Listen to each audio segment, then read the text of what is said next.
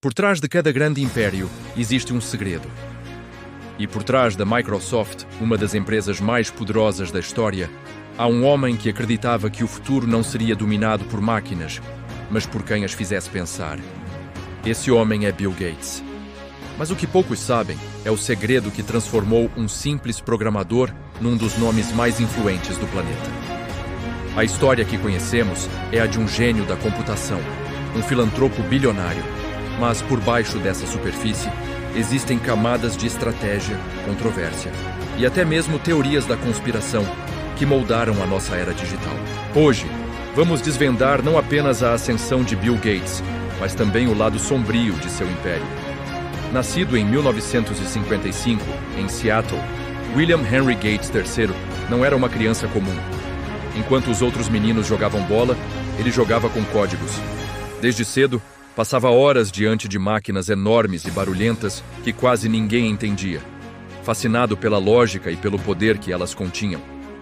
Sua família, de classe alta, deu-lhe acesso privilegiado a um dos primeiros terminais de computador numa escola particular, a Lakeside School. Foi ali que ele conheceu Paul Allen, um colega que partilhava da mesma obsessão. Juntos, eles não apenas aprendiam a programar, eles invadiam sistemas, encontravam falhas e sonhavam com um futuro onde cada pessoa teria um computador em sua casa. Esse sonho, na década de 70, parecia ficção científica. Em 1975, o sonho começou a tomar forma. Gates largou a prestigiada Universidade de Harvard para, ao lado de Paul Allen, fundar uma pequena empresa com um nome ambicioso: Microsoft, uma junção de microcomputador e software. O primeiro grande projeto deles foi criar uma versão da linguagem de programação BASIC para o Altair 8800, um dos primeiros computadores pessoais. Foi um sucesso, mas o verdadeiro segredo para construir um império não estava apenas em saber programar. Estava em prever o futuro e em ter a ousadia de apostar tudo numa visão que ninguém mais compartilhava. A grande virada aconteceu no início dos anos 80. A gigante IBM, a força dominante no mundo dos computadores de grande porte, decidiu entrar no mercado de computadores pessoais. Eles precisavam de um sistema operacional, o cérebro que faria a máquina funcionar.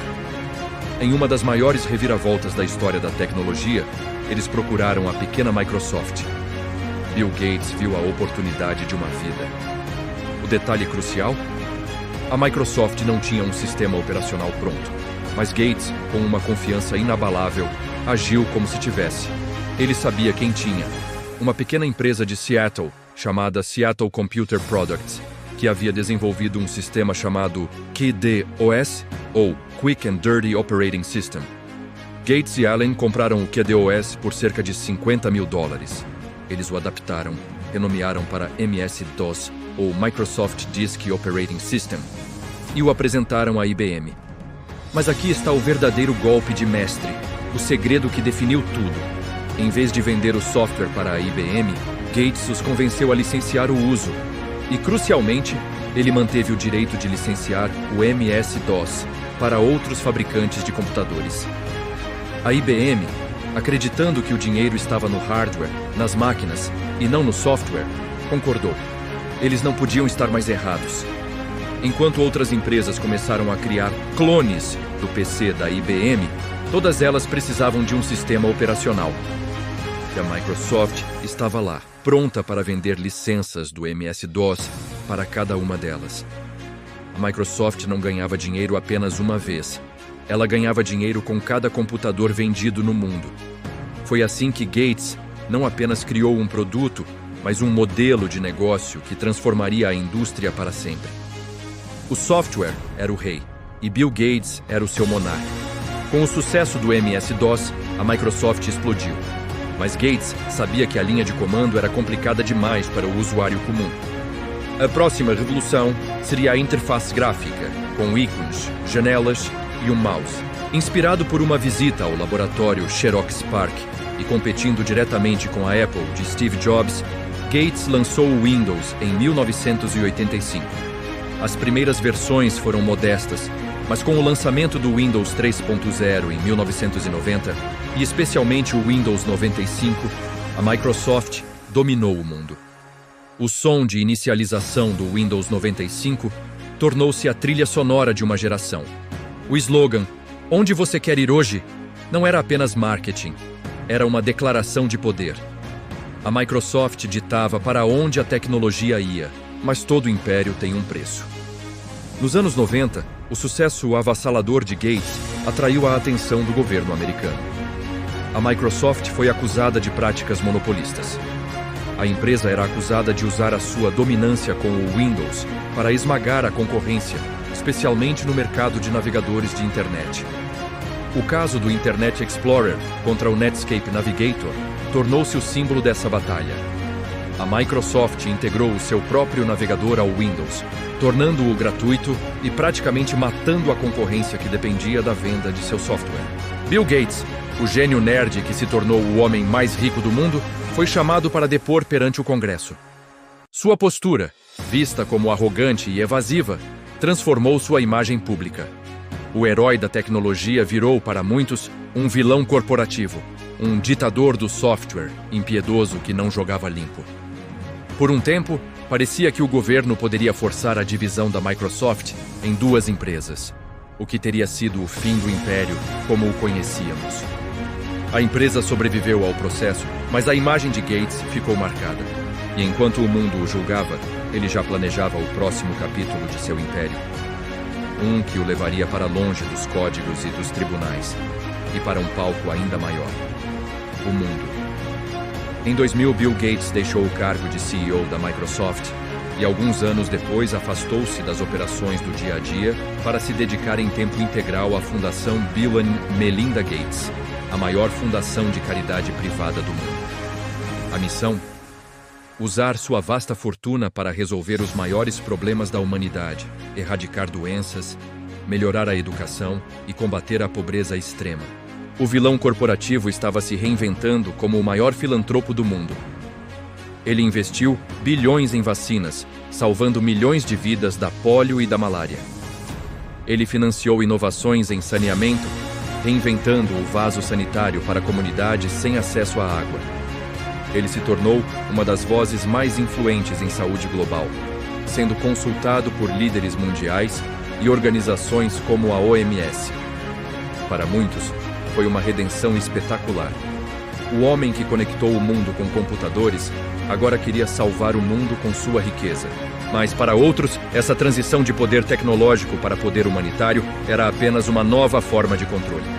E é aqui que a história de Bill Gates entra no território sombrio das teorias da conspiração.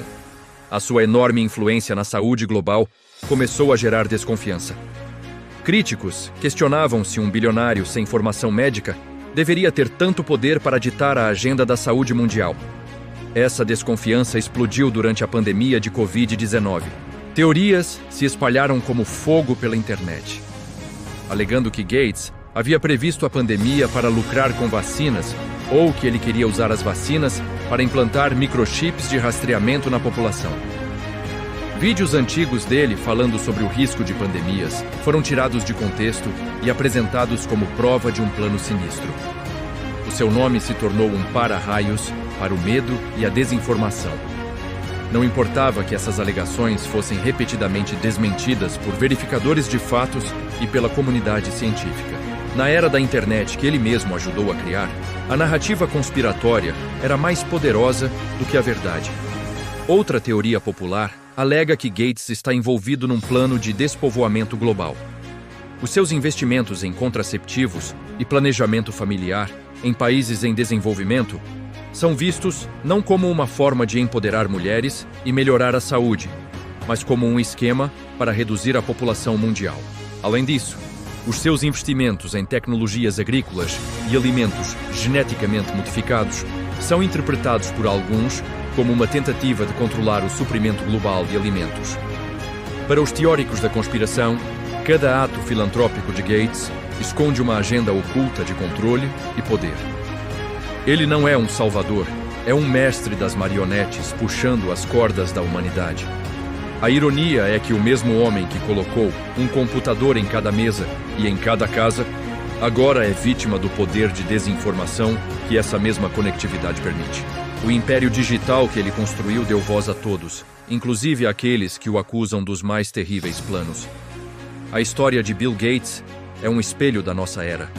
É uma história sobre ambição, inovação e o poder de uma ideia para mudar o mundo.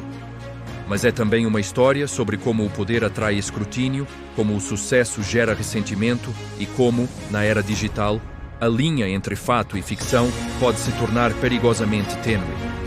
De programador genial a magnata implacável, de filantropo global a vilão de teorias da conspiração, Bill Gates personifica as complexidades do poder no século XXI. O segredo do seu império talvez não seja apenas a sua visão para o futuro da tecnologia, mas a sua incrível capacidade de se reinventar, de mudar o tabuleiro do jogo, seja nos negócios, na filantropia ou na opinião pública. A questão que fica é: quem é o verdadeiro Bill Gates? Um visionário que dedicou sua vida e fortuna para melhorar a humanidade? Ou uma figura controladora cuja influência se tornou grande demais para o nosso próprio bem? Talvez a verdade, como sempre, esteja em algum lugar no meio. A história de seu império ainda está sendo escrita, e nós somos os personagens que vivem nela. Obrigado por assistir.